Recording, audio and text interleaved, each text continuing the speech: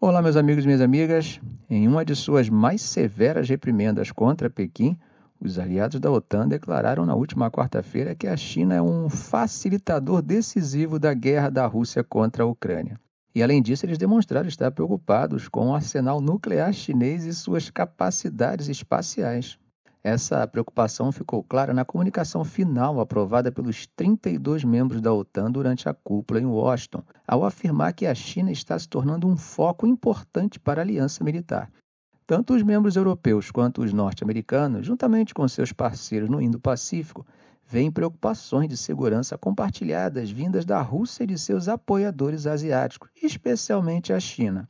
Pequim insiste que não fornece ajuda militar à Rússia, mas mantém fortes laços comerciais com seu vizinho do norte durante todo o conflito. Além disso, acusa a OTAN de se exceder e incitar a confrontação na região do Indo-Pacífico. Segundo a comunicação feita pelos países membros da OTAN, a China tem facilitado a guerra através de sua parceria sem limites com a Rússia e seu amplo apoio à base industrial de defesa russa. Isso, segundo a OTAN, aumenta a ameaça que a Rússia representa para seus vizinhos e para a segurança euroatlântica. O comunicado apela à China como membro permanente do Conselho de Segurança das Nações Unidas para que não falte com sua responsabilidade particular de defender os propósitos e princípios da Carta das Nações Unidas, interrompendo todo o apoio material e político ao esforço de guerra da Rússia. Veja só o que diz o trecho do documento que se refere à China pela sigla de seu nome oficial, República Popular da China. Nós da OTAN pedimos à RPC que pare de apoiar material e politicamente o esforço de guerra da Rússia. A OTAN foi clara e afirmou que a China não pode habilitar a maior guerra na Europa em tempos recentes sem que isso afete negativamente seus interesses e reputação. O secretário-geral da OTAN, Jens Stoltenberg, falou que a China fornece equipamentos microeletrônicos e ferramentas que estão permitindo à Rússia construir mísseis, bombas, aeronaves e outras armas usadas para atacar a Ucrânia. Ele destacou que é a primeira vez que todos os aliados da OTAN declaram isso de forma tão clara em um documento acordado. Por outro lado, a embaixada chinesa em Washington afirmou que a China não é criadora nem parte da crise na Ucrânia. Veja o que disse Liu Pengyu, porta-voz da embaixada.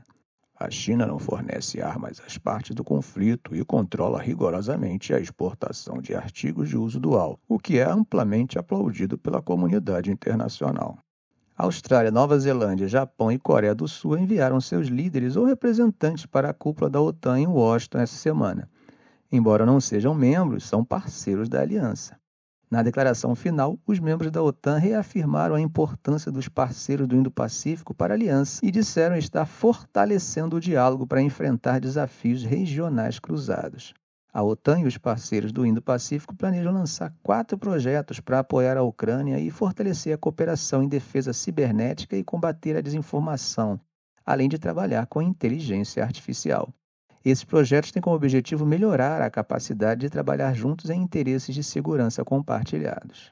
Meus amigos, a cúpula da OTAN em Washington está chegando ao fim hoje, quinta-feira, com um foco claro em apoiar a Ucrânia e enfrentar o que os aliados consideram ser a crescente ameaça que a Rússia representa para a Europa. O presidente dos Estados Unidos, Joe Biden, está enfrentando um aumento nas pressões de membros do seu Partido Democrata para abandonar sua candidatura à reeleição. Antes de uma sessão dedicada à Ucrânia, os 32 países da OTAN e os líderes da União Europeia se reunirão com Austrália, Japão, Nova Zelândia e Coreia do Sul para discussões que devem focar nas ameaças percebidas que China e Rússia representam para ambas as regiões. Biden, aos 81 anos, realizará uma rara conferência de imprensa solo à tarde, onde jornalistas certamente questionarão sua candidatura na eleição presidencial de 5 de novembro. Como comentamos no vídeo de ontem, os líderes europeus estão preocupados que a eleição presidencial nos Estados Unidos em novembro possa resultar em uma mudança drástica no apoio de Washington à Ucrânia e à OTAN. O candidato republicano Donald Trump, aos 78 anos, questionou o apoio dos Estados Unidos aos aliados e a quantidade de ajuda fornecida à Ucrânia para combater a invasão russa. O presidente ucraniano Volodymyr Zelensky também realizará uma conferência de imprensa com o secretário-geral da OTAN, Jens Stoltenberg, após uma sessão de 2 horas com os líderes da OTAN, além das reuniões que ele teve com legisladores republicanos e democratas no Capitólio dos Estados Unidos ontem, na quarta-feira. Zelensky está ansioso para fortalecer os laços com legisladores dos Estados Unidos de ambos os partidos, no caso de Trump ser reeleito. Ele encontrou-se com líderes do Congresso envolvidos em defesa, gasto, diplomacia e segurança nacional. E disse aos repórteres que convidou Mike Johnson, o líder republicano da Câmara dos Representantes dos Estados Unidos, para visitar Kiev. Em um claro aviso ao presidente russo Vladimir Putin, os Estados Unidos anunciaram na quarta-feira que começariam a implantar mísseis de longo alcance na Alemanha em 2026, as armas mais potentes dos Estados Unidos a serem baseadas no continente europeu desde a Guerra Fria. Uma declaração da OTAN disse que os aliados forneceriam pelo menos 40 bilhões de euros, cerca de 43 bilhões de dólares, em ajuda militar à Ucrânia no próximo ano, embora não tenham se comprometido com um compromisso plurianual que Stoltenberg buscava. Os membros da OTAN também se comprometeram a continuar apoiando a Ucrânia em seu caminho irreversível para a plena integração euroatlântica, incluindo a adesão à OTAN. Ao receber o presidente sul-coreano Yoon Suk-yeol na quinta-feira, Stoltenberg disse que a cooperação mais estreita da Rússia com a Coreia do Norte mostra como a segurança europeia e do Indo-Pacífico estão interligadas. Ele se referiu ao que a OTAN diz ser o fornecimento de munições da Coreia do Norte para a Rússia na guerra contra a Ucrânia e disse que a OTAN está profundamente preocupada com a possibilidade de a Rússia, em troca, fornecer apoio aos programas nucleares e de mísseis da Coreia do Norte. Yoon disse que os laços militares e econômicos mais estreitos entre Moscou e Pyongyang são um lembrete claro do fato de que a segurança europeia e a segurança do Indo-Pacífico são indivisíveis, e afirmou que a reunião de quinta-feira fortaleceria ainda mais os laços entre os estados do Indo-Pacífico e da OTAN. Bom, gente, vamos falar um pouco sobre as armas que têm sido usadas por Israel no conflito em Gaza. E para isso eu vou me basear em uma reportagem feita por uma mídia ocidental insuspeita, que é o tabloide inglês The Guardian. Médicos estrangeiros que trabalham na região recentemente compartilharam com o jornal The Guardian relatos chocantes sobre a gravidade das lesões causadas por esses armamentos. Os médicos contam que muitos dos ferimentos e amputações em crianças resultam de mísseis e projéteis disparados em áreas densamente povoadas, repletas de metal projetado para se fragmentar em pequenos pedaços e estilhaços. Médicos voluntários em 2 hospitais de Gaza disseram que a maioria das operações realizadas são em crianças atingidas por pequenos fragmentos de estilhaços que deixam ferimentos de entrada quase imperceptíveis, mas causam uma destruição extensiva dentro do corpo. A Anistia Internacional afirmou que essas armas parecem ser projetadas para maximizar o número de vítimas. Veja o que disse o cirurgião de trauma Feroz Sidua, da Califórnia, que trabalhou no Hospital Europeu do Sul de Gaza no mês de abril. Cerca de metade das lesões que tratei eram em crianças pequenas. Vimos muitos ferimentos chamados de estilhaços que eram muito pequenos a ponto de serem facilmente perdidos durante o exame de um paciente. Muito menores do que qualquer coisa que eu já tinha visto antes, mas causavam um dano tremendo internamente.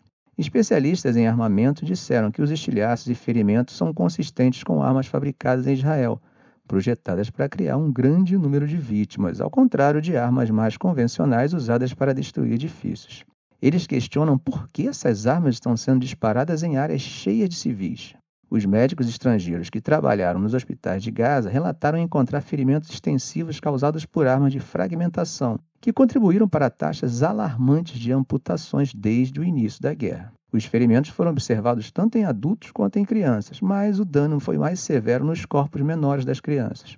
Como disse Sidua, as crianças são mais vulneráveis a qualquer ferimento penetrante porque têm corpos menores.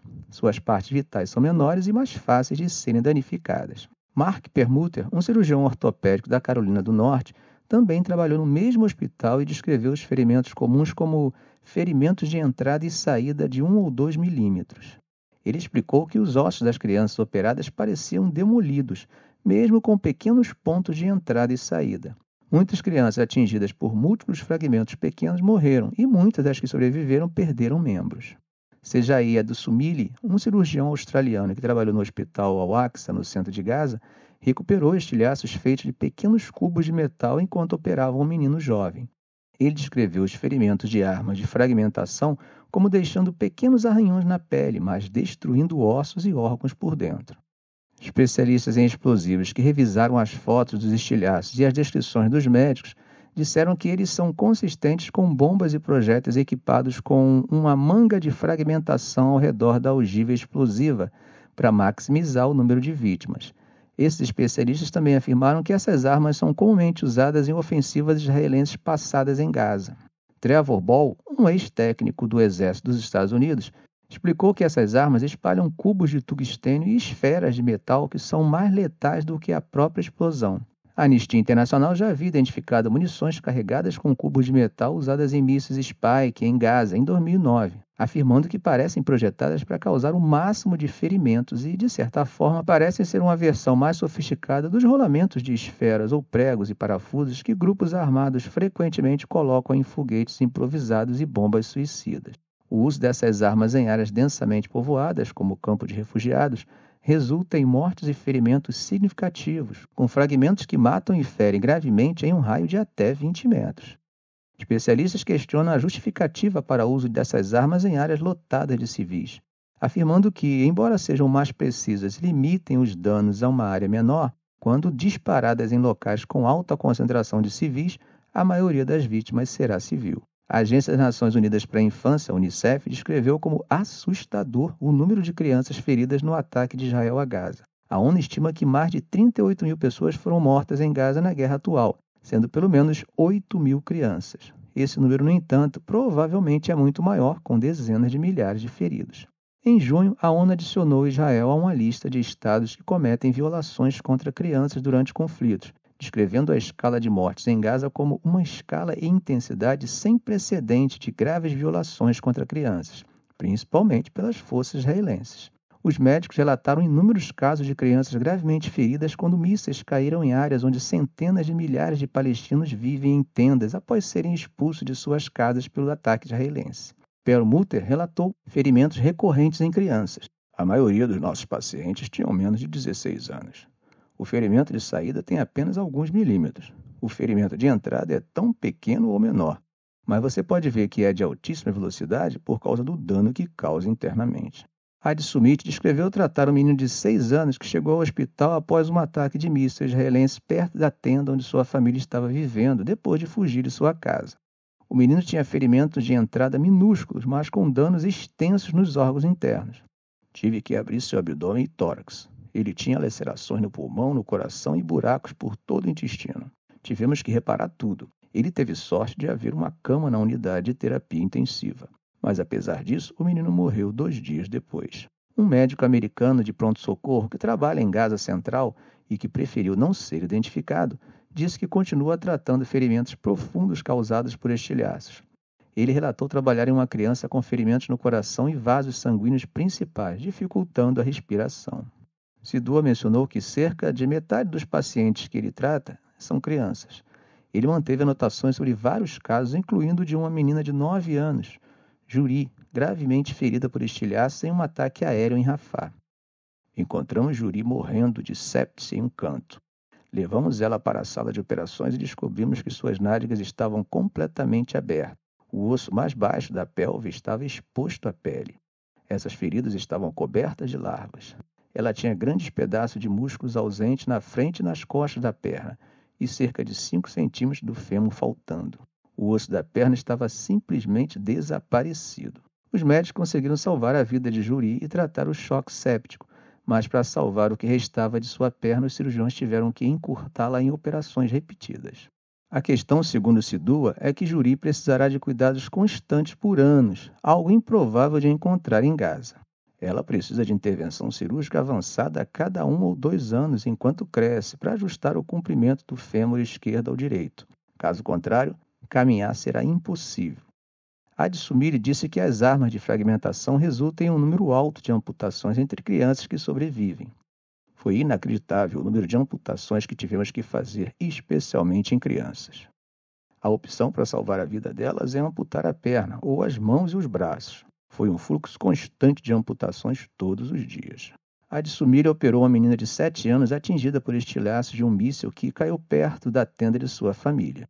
Ela chegou com um braço esquerdo completamente arrancado. Sua família trouxe o braço enrolado em uma toalha e um saco.